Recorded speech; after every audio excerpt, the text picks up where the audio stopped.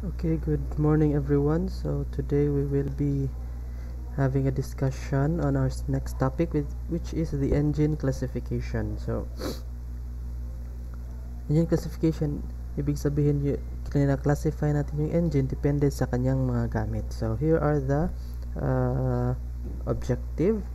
At the end of the discussion, the student will be able to classify engine according to the following: the application, basic engine design, operating cycle, working cycle, fuel mixture, ignition, stratification of charge, combustion, chamber design, method of load control, and cooling. So masyadong this topic is a very broad topic, so but we will focus more on the marine engine side of the classification, but we will also have a glimpse of other classifications. Okay, so here we are.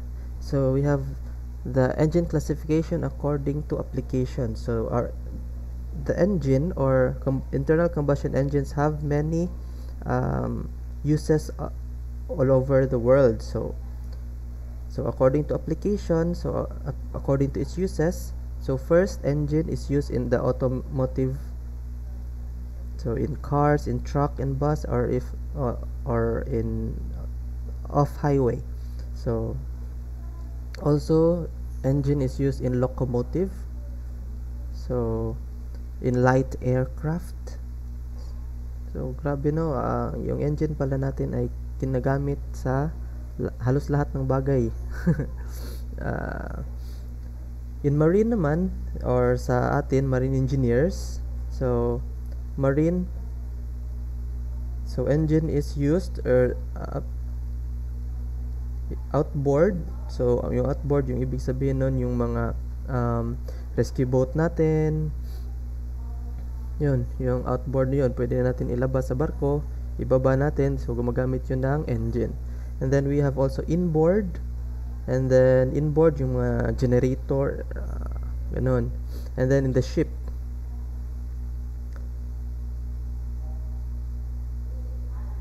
ano pa pang inboard, meron tayong mga compressor na engine driven, ano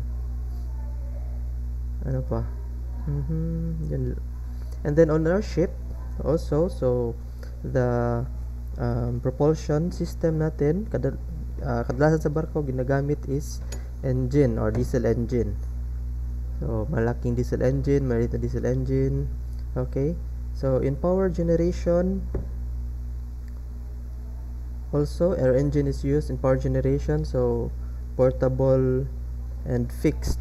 So meron tayong mga movable na generator sa bahay, sa offices, and then sa barko meron tayong generator.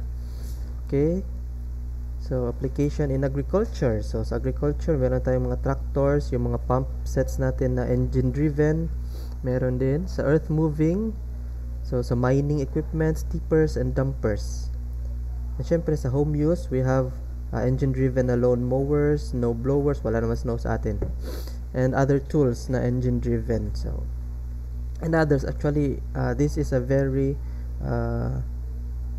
tawag dito, masyadong malaki ang scope nito, so we will just focus on the marine side naman, so at least mayroon tayong idea on how engine is used or the application of engine.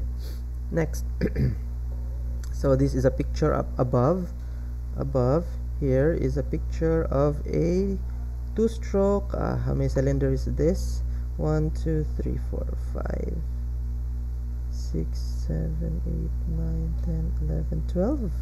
So this is a 12 cylinder Sulzer engine, 12 cylinder, ito pala 12 RTA 96C. So Sulzer 12 cylinder engine, 2-stroke engine. So ganito kalaki, ilang palapag to? 1 2 3, actually apat na palapag na engine. So this is usually used on big ships around 30,000 gross tonnage. So yung pinakamalaki na sakyan ko is ganito, mas maliit pala dito kasi ito 12 cylinder, yung nasakyan ko is only 7 cylinder, but ganito pa rin ka laki yung mga 4 na palapag na engine. And then there's other engine pictures on the right and on the bottom. So these are, I think this is for sa mga sasakyan siguro to iba. Okay, so this is Bugatti brand, Bugatti Veyron engine producing 1000 horsepower at 6000 revolution per minute, 8 liter V16 engine. So V-type siya and 16 cylinder engine. Ito naman is inline engine. Okay, next. So classification of internal combustion engines according to its basic engine design. So we have two types, the reciprocating and the rotary. While the reciprocating has different classification also. So we have A, single cylinder, B, multi-cylinder, and the multi-cylinder have different classification, other classifications. So inline, V-type, radial, opposed cylinder, and opposed piston. So we will have may papakita naman ng picture sa inyo. Next, rotary. So the rotary engines, there are two types, the single rotor and the multi-rotor. Okay, types of rotary engines. So as you can see here, this is a rotary type of engine. So they call this the twin rotor Wankel. So Wankel designs, makita nyo dito sa baba, meron siyang parang triangle sa gitna, and then kung saan iikot yung triangle na yan, kung saang part siya didikit, doon magkakaroon ng compression ng area, i-compress niya, at then magkakaroon ng combustion. So hindi natin to typically nakikita, but at least meron kayong idea na may ganitong mga engines. So may triangle dyan, so may tatlong sides na pwedeng lumaki ang space at lumiit yung space. Yan yung mga spaces kung saan pwede tayong maglagay ng fuel or gasoline, tapos magkakaroon ng combustion, kung saan nga side yung magkakaroon ng compression and expansion. Okay, so this is the Wankel rotary piston engine. Next, so the classification of internal combustion engines. So according to operating cycle, so we have the Otto. So Otto is used in gasoline engine. Atkinson engine for Atkinson cycle. For complete expansion, SI engine. We have the Miller operating cycle. So later we will discuss more about the operating cycle naman. And then we have the diesel operating cycle, which is usually used on diesel engines, and the dual for the actual diesel engine, and dual operating cycle. So next, engine classification according to the method of combustion. We have two types, the external combustion engine and the internal combustion engine. So alam naman natin, the external combustion engine, meron tayong combustion at the external side. So maaaring makikita mo yung apoy. So maybe dun sa mga lumang Titanic, di ba, nilalagyan nila ng coal or yung uling, and then yun, tawag doon external combustion engine. While on the internal combustion engine, hindi mo nakikita may apoy, may combustion, kasi nasa loob lang siya. So nasa loob ng engine yung yung apoy pala. Next, we have the classification according to thermodynamic cycles. So we have the diesel cycle, the gasoline cycle, and the dual cycle.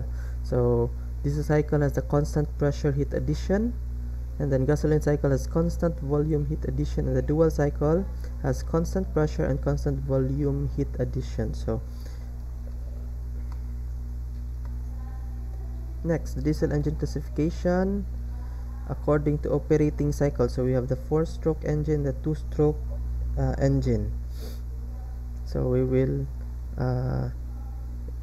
you will have to we will discuss more of this maybe on the 4th topic. Okay, so for now we will just identify the different classifications according to its uses of the engine. So Classification according to Porter cycle. So 4-stroke engine. So it takes 2 complete revolution of the crankshaft to complete the 4 series of events. While in 2-stroke engine, it takes 1 complete revolution of the crankshaft to complete the 4 series of events. So the 4 series of events are the intake, compression, power, and exhaust. So we will discuss this more on the next topics that will come. Okay, next, classification according to running gear. So we have 2 types, the trunk type and the crosshead type. So usually the crosshead type is used on 2-stroke diesel engines, and trunk type is used for 4-stroke diesel engines. So may mga differences siya sa construction, and we will discuss it more on the next topics. Okay, classification. Next, classification according to piston arrangement. So nabasa natin to kanina. According to piston arrangement, we have the inline diesel engine, the V-type diesel engine, the radial diesel engine, opposed piston, and the horizontal diesel engine. And para mas may idea tayo, mas maganda siguro kung pictures yung ipapakita natin. Okay, so this one, so here are the types. Okay,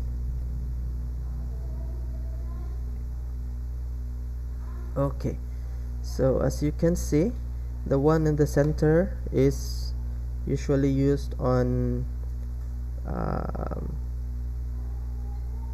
aircraft or planes. So pag tumatakbo siya, para siyang ganito sa top left side. So parang ganito, tawag sa kanya is radial piston. Tawag dito, okay, radial. And then on the top right is the inline, kasi parang isang linya lang sila, magkakatabi. And then below is the V-type, kasi nag-form sila ng V, yung mga pistons. So we have 6 pistons at nag-form sila ng 3 sa kaliwa, 3 sa kanan. So nag-form siya ng V. And then this one is here is the opposed piston. So nagbabanggaan yung dalawang piston. Well, this one is, what's this one? Wait, horizontal pala. So this is the horizontal, the third one at the bottom right. So horizontal yung mga piston niya. So dalawa sa kabila at dalawa sa kaliwa at sa kanan, dalawa. So at least mayroon kayong visuals on these engines. So usually on board we use the inline and the V-types. So usually on board ships. Okay, next, classification according to speed. So yung diesel engine natin is nakadepende sa speed. May classification na according to speed. Meron tayong low speed, medium speed, and the high speed diesel engine. So pag lumagpas na siya na 960 RPM or 960 revolution per minute, or sa isang segundo nagkakapag-create siya ng revolution ng 16 revolution per second. So ganun kabilis. So isang segundo lang 16 revolutions na. So wala ka nang makikita, hindi mo na mabibilang kung gaano kabilis yon, di ba? But we can measure it by using some device. So 16 RPS and more. So ganun kabilis yung high speed diesel engine.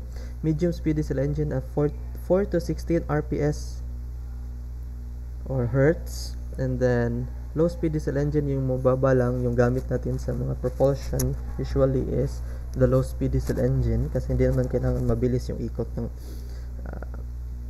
propeller masyado, at least. So maximum 240 RPM or 4 RPS. Next, classification according to method of supplying air. We have the supercharged diesel engine, the turbocharged diesel engine, and the natural aspirated diesel engine. So yung naturally aspirated diesel engine, ito yung mga walang turbocharger, tulad ng, o kahit hindi diesel engine, kahit engine lang, natural aspirated engine, so tulad ng mga motor natin, those are naturally aspirated since wala siyang turbocharger na gamit. Well, usually may turbocharger yung mga sasakyan lang na malaki, diba? Okay, so on board we are not yung natural aspirated diesel engine ay ginagamit lang noong unang panahon, but now we use the turbocharged and the supercharged diesel engine na.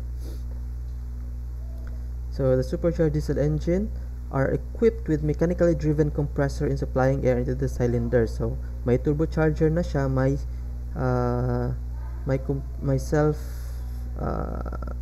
mechanically driven na compressor pa siya, or yung iba naman is electrically driven compressor. So meron siyang parang booster. So during the starting of engine, pag wala pang exhaust, hindi pa gumagana yung turbocharger mo, so wala ka pang hangin, so for starting the engine at maximum potential na agad, so meron ka na agad na booster, parang booster na compressor or auxiliary blower yung tawag sa iba. Next, turbocharged diesel engine are equipped with exhaust gas driven compressor in supplying air into the cylinder. So pag tumakbo na yung engine natin, magkakaroon na ng usok. Yung usok na yon, pwede pa yung gamitin na pantulak sa turbocharger para umikot yung turbocharger. Habang yung turbocharger ay umikot, yung exhaust dumadaan sa kabila, yung sa kabila naman ay nagsasak siya ng hangin na ibinibigyan niya pabalik sa engine. So yun parang turbocharged diesel engine. So we will discuss it more on our next topics. Okay, naturally aspirated diesel engine are supplied by atmospheric air into the cylinder. So wala siyang turbocharger, so direkta lang siya sa hangin. Okay, so next, classification according to method of fuel injection. So we have the air injection, we have the mechanical injection. So usually yung mechanical injection natin is meron siyang electromechanical, yung iba ngayon gumagamit na ng electronics to control the injection of the engines. So that's it. So that's all the classification that we will just focus. So this is a very napakalapad ng topic na to, so we will just focus more on this classifications lang muna. Okay, so thank you for your time, and then I will give you some handouts and files for you to para meron kayong pag-aralan, and then I will give you activities also. So I'll just send the activities on our classroom. Okay, so see you again next week. Thank you.